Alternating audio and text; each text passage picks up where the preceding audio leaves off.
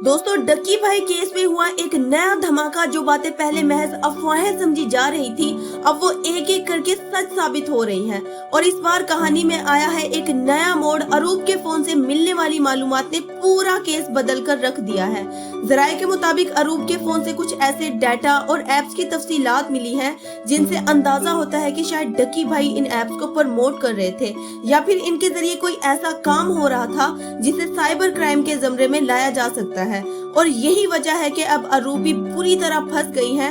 Case की तफ्तीश करने वाले वकील ने भी इशारा दिया है कि डक्की भाई के बाद अब अरूप की बारी है। रिपोर्ट्स के मुताबिक डक्की भाई को दूसरे आम साइबर क्राइम्स मुलजिमान की तरह ट्रीट किया जा रहा है। उन्हें कोई स्पेशल ट्रीटमेंट नहीं मिल रहा और जेल के अंदर उनके साथ बिहेवियर भी ज्यादा अच्छा नहीं बताया जा रहा।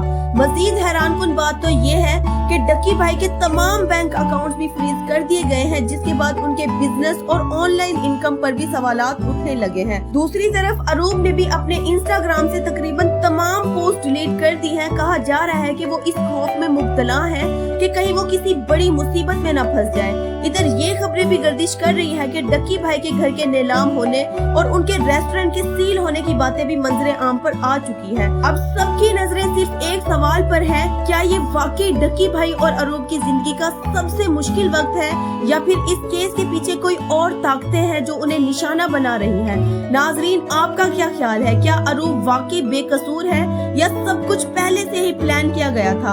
अपनी राय कमेंट्स में जरूर शेयर करें। अगर वीडियो अच्छी लगी हो तो लाइक करें। अगर चैनल पर नए हैं तो चैनल को सब्सक्राइब करके बेल आइकन जरूर दबा दें, ताकि इस तरह की इंटरेस्टिंग वीडियोस आप तक बर वक्त पहुंचती रहें। मिलते हैं अगली वीडियो में, तब तक के लिए अल्लाह हाफिज।